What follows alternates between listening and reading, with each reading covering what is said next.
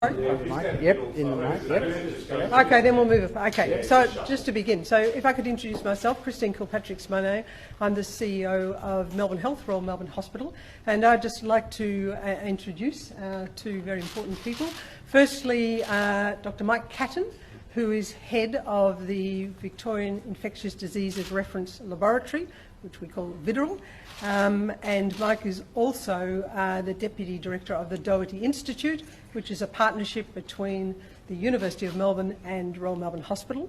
And I also have beside me Julian Druce, who is the head of the Virus Identification Laboratory, and he's been intimately involved in this very important piece of work. So I'll hand over to Mike and Julian. Thank you very much, Christine. So look, could I add my welcome to all of you today here to the Doherty Institute. I'd just like to start by saying how pleased we are to have been able to grow this virus in a very short space of time directly from a patient sample, and that's an art. And I guess Julian is the artist, who you'll possibly hear about on the technical detail. But much more importantly, that we've moved immediately to share this with our international colleagues to provide a toolkit that complements the modern molecular techniques that are so useful in diagnosis and development of vaccines and medicines. So there are some things that are just much easier to do when you have the virus in your hands, and there are expert laboratories internationally that haven't had access to the virus, and so this step makes it possible for a lot of things to move forward that have been delayed, and we're just delighted to have been able to fill that gap in the space between 2 a.m. Saturday morning, when the first case was diagnosed in Australia, and Monday, when we believe we had the virus growing in culture. So Julian and I will be very happy to take questions from you on anything you'd like to know. Thanks a lot.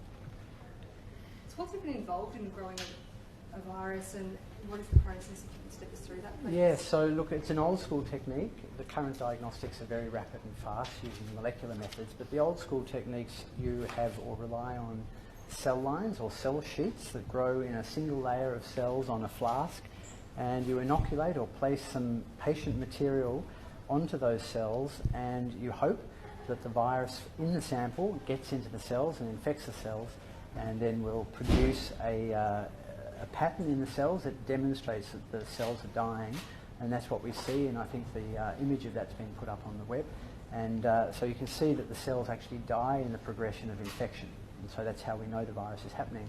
And we've used the same test on that material that we use in patients to assess the level of virus, so that we know that the burden of virus or the amount of virus present is going up, and so we can prove that the virus is growing. Is it a difficult thing to do?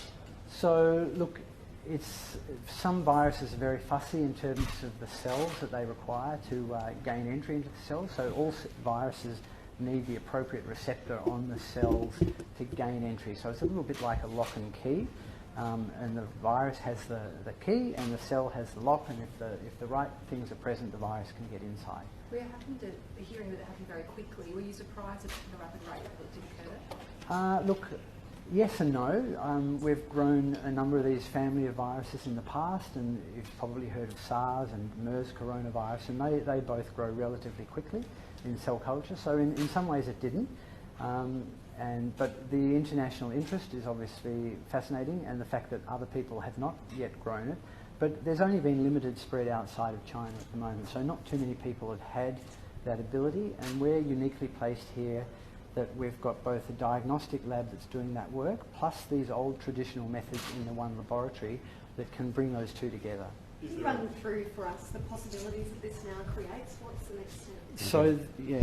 I'll take that one. So, in addition to the molecular techniques that might be used in the development of vaccines and medicines, the virus can be used in the assessment of the effectiveness of vaccines particularly, and of medicines. It also gives us the opportunity to create a first-generation antibody test. And that's important both in the clinical management of patients who may be late in the illness and past the point where they're shedding the virus that we detect with molecular techniques. And it's also really important for us to look at things like asymptomatic infection with the virus, that possibility, or or mild infection that hasn't come to the attention of health authorities, and those patients haven't been tested and identified as cases. So really an antibody test is the only way to answer some of those important epidemiological questions, which get you to questions of how many cases and how does the number of deaths relate to the number of cases that you're seeing on the ground. So a great many things are possible with the virus that complement and add to what you can do with the fast and powerful molecular techniques. If we were to start with the antibody test then, which obviously precedes the vaccine, at the moment it's been said that you don't know you've got coronavirus until you're showing symptoms, so you're saying that the antibody test will be able to prove if you do or don't before you start showing symptoms. I should clarify, those clinical diagnosis is done when you recognise that you have a patient and you really need a clinical illness to have that patient front medical care. What I was talking more about is what are called seroprevalence studies, where you look at a population and you look at the rate of antibody positivity in that population so that you can find out what the wider number of patients that are infected is. So I think the mainstay of clinical diagnostics and public health will remain the molecular techniques because they're so fast and they're so powerful. The antibody techniques are a complement and help us understand the epidemiology of the outbreak in that sense. How much further along then does this take you towards getting a vaccine? Well, that's really outside my direct area of expertise. I'm not someone that develops vaccines for a living. I'm a public health person that develops tests and is part of public health responses. But it's a key step in development of vaccines to assess vaccines. Animal models are very helpful. So there are colleagues that are working in Australia to develop models to test candidate vaccines on. Having the virus is a crucial step to allow them to proceed. They thought they were going to have to wait for some time to import the virus from somewhere else. Now we are in the process of getting the virus to them. When you say them, are you referring to the WHO? I'm referring to CSIRO. That's one of the groups. So that's also here in Victoria, and that's a very expert lab that have worked in the past on animal models. There's also researchers and scientists in Queensland that are trying to work Quite true, yeah. vaccine. So are you working hand in glove with them, or is it perhaps just the CSIRO? I've actually seen an email in my email box that I haven't had time to read this morning because we've been so hard pressed. I have no doubt that conversation is about to take place, but I can't say that it has yet. And then with that process, would it be that you would hand them over what you have formed here today, or is it that you would just liaise with the results of what you found? Oh no. The intent is to get the actual virus. Well, there are several parts. The very first thing we're doing, which we're doing today, is to get genetic material extracted from the virus in the hands of public health labs in the various state jurisdictions, so they've got a positive control for their laboratory tests, because the testing we've been doing so far has been limited by the absence of a virus or often even a synthetic positive control. So that's the very first thing, because that's directly about public health capacity in Australia. And then the next thing we do is to then ampule up, and this is Julian's territory more than mine, ampule up the virus itself for sharing with expert laboratories that are recommended to us by the World Health Organization as the first internationally with which the virus could be shared. So we'll work closely with WHO and take their advice on who should receive the virus first.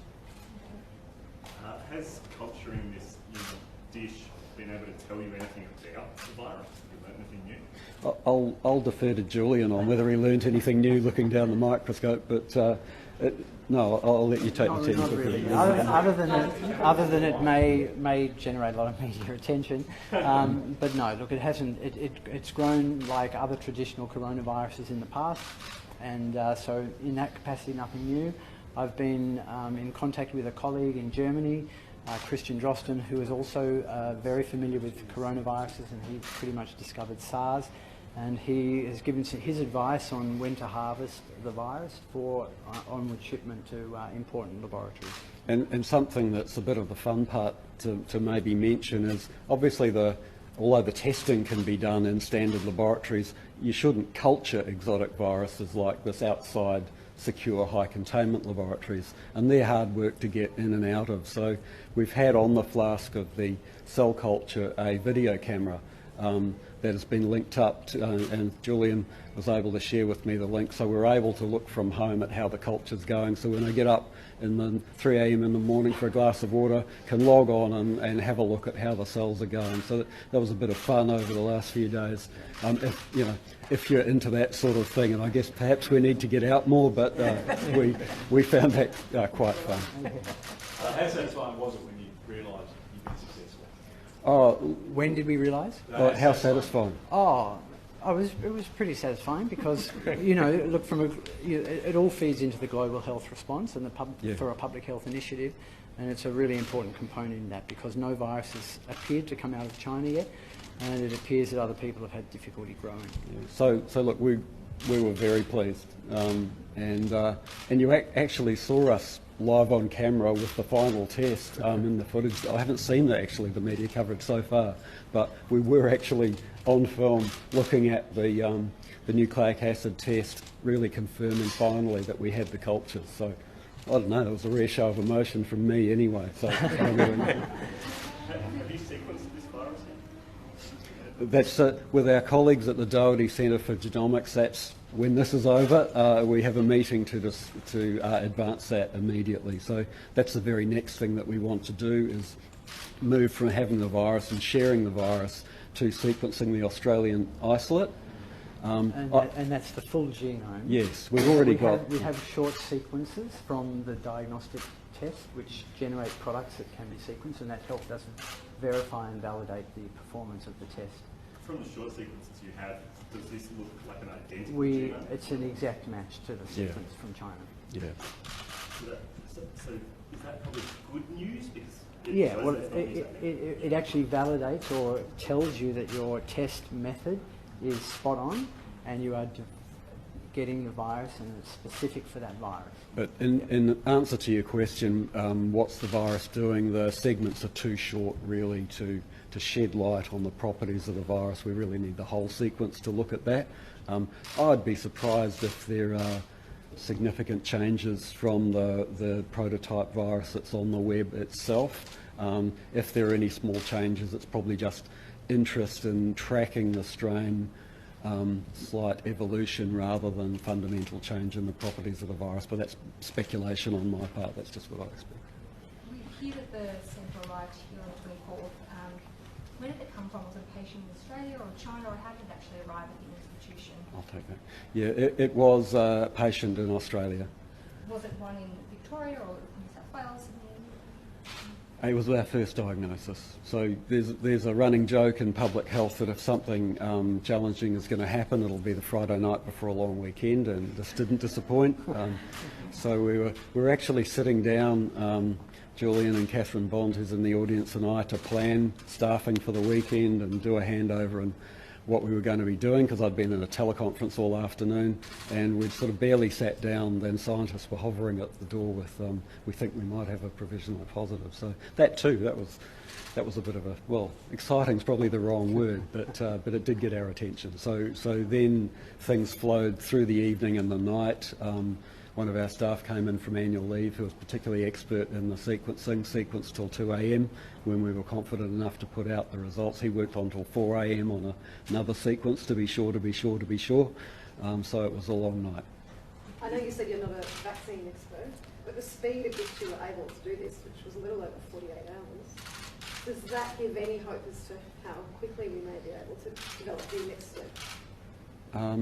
I guess when we provide the virus to others who will bring their expertise to it, that will mean that, if you like, the cycle time on what they can do will be short. If it was taking 3 or 4 weeks to grow, it would obviously take them a lot longer. So yes, in answer to your question, that is a good thing, I think. I think the general tone of discussion internationally about the virus up to now was that it was hard to grow and it was slow to grow when it grew. And in our hands, at least, Julian's hands, green thumbs, that wasn't true. It's been quite quick. So I think that's a positive thing. Your research has, not just research, but what you've done in the lab has been described as a game changer. Do you see, I guess, the eventual containment of the coronavirus starting here? I think that's probably overselling what we've contributed a little bit. This is this is a step, it's a piece of the puzzle that we've contributed. It's very useful to the global effort. I don't think really that the global eradication of this virus starts here. I think that would be overselling what we've done, which is a good thing, and we're really proud and happy about it, but it's only one small piece of the puzzle. Julian, is there a reason, you mentioned that other labs have struggled to grow this, is there a reason why you were able to do this and they weren't? It's like I said earlier, I think it's just the unique position that we still maintain the old traditional styles of culture, which are very limited in resources in most labs now. Most labs do not have that capacity.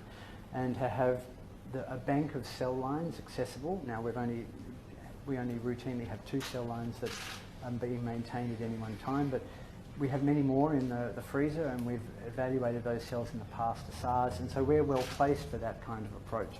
So it just means that we've got the 2 parts of that puzzle together in the one laboratory, which makes us uniquely placed for that ability. For the diagnostic component, to then use that same patient material in their virus isolation component. But to amplify on what Julian said, our business is being ready for these sort of things. So the tools that Julian's lab has at their disposal, be it a broadly active coronavirus detection molecular test that he had that we knew would work, even in advance of the sequence being out internationally, because based off SARS and MERS, we predicted that there will be events like this and designed a test that would predict it. So that was one way in which we were ready. And a simple way in which we were ready is that there are a couple of flasks of fresh cells ready to go all the time. So you're not having to prepare anything. You can go straight from when you have a positive on the molecular test to, as Julian did, putting as much of the sample onto the fresh cells as you are able to do, even if it's at some ungodly hour of the day in a long weekend. And maybe it was that. Is there any correlation between how difficult it is to reproduce the cell lines with how easily the virus transmits? I wouldn't draw a straight line between those two things, no, because there are so many vagaries of how easily viruses grow in the lab in cell culture that are nothing to do with how they transmit between humans. So this doesn't inform you more on the transmission? No, I wouldn't say that. Could you tell us a little bit about the biosecurity arrangements? I imagine you must have very tight security. We do, but if I told you, I'd have to kill you. So all I'll summarise in saying it is there is as much physical and procedural and electronic security in this building as we could build. Okay. Is it more than is usually here? Like, have you additionally locked down because of this virus? Because of how high the security was anyway, no, we haven't escalated that. Just a question to clarify. You mentioned before that the current tests are a bit limited and that this will allow you to make more tests. Can you explain a bit about the limitations of the current tests? Sure. I'm really, I guess the main thing to highlight there again is the antibody test, and that it's quite technically demanding to try and make a test to test for antibodies if you don't have the agent itself. It's certainly hard to validate it in the absence of clinical samples. So I'd highlight the antibody test there. But it does quality assure the molecular testing that you're doing, having access to the real virus as well. It's really powerful computing available to us these days. There is software, like when I was a lad, at the sort of dawn of the era of molecular diagnostics and virology, it was all done longhand. It was pretty slow. Nowadays, software will design for you a test, and you can be pretty sure out of the starting blocks that it'll work for you. So there's availability of a prototype test in silico, as we call it, in the computer that you can be pretty sure will work, but you never quite know until you've got the real clinical sample, until you've got the real virus. So an incremental improvement in the molecular testing is available with the virus, but it's mainly about the other tools, and notably an antibody test. And just to highlight as well, having the virus also allows quality control globally to be kind of enhanced, and everyone's assay or test to be kind of have relativity to them. So we can assess what the performance basis of everyone's test is by having a proficiency panel or the same material sent to every lab in the world that does the testing to see their performance, and everyone then gets a feel for how their test actually performs, and we can from that select what is in fact the best or most sensitive test available.